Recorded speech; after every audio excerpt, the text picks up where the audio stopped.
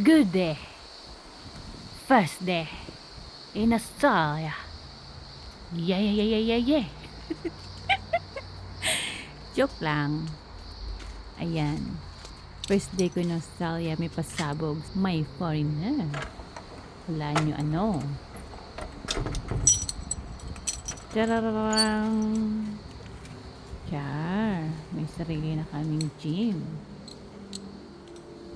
Grabe naman. Sweet naman ng foreigner ko. Nakakakilig.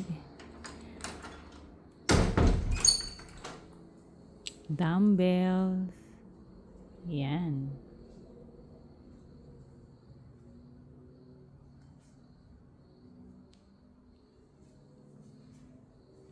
Yan, may bago pang, yan yung equipment ko na hindi ko pa na-open. Mag-unbox daw ako. Sino bang hindi kiligin dyan? Nice. Tuwang-tuwa naman si Foreign A.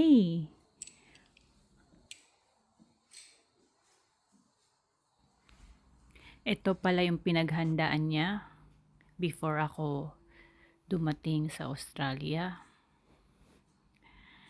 Nagtataka ako minsan pag tumatawag ako ang tagal-tagal sumagot. Minsan ayaw sumagot.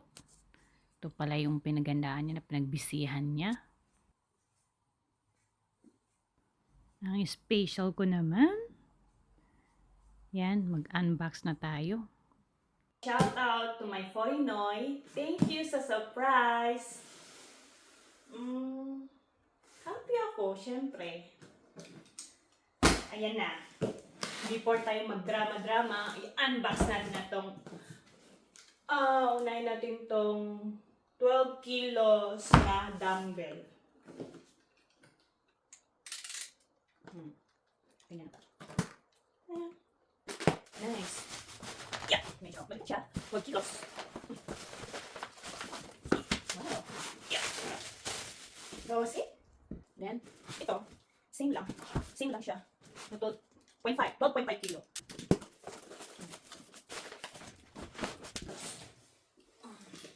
Yung mga magalandaan muna. Nakakatuwa, no?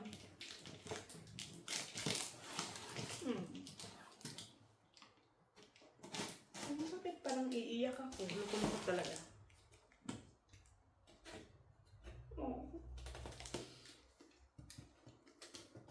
Bakit parang iiyak ako? Lukong.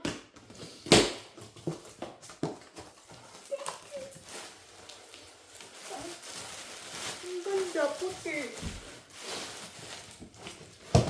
Kakasiyap niyo.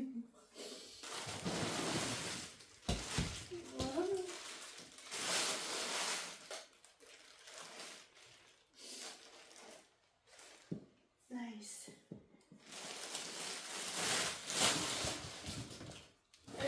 Next. Ito naman. Ba't naiiyak ako? Thank you, God.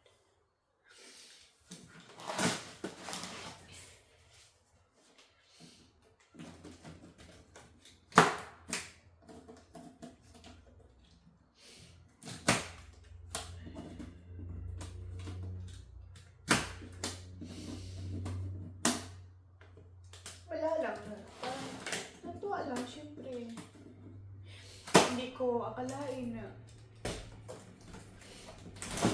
sarili ko ng gym. Like, hindi mo na kailangan umalis pa.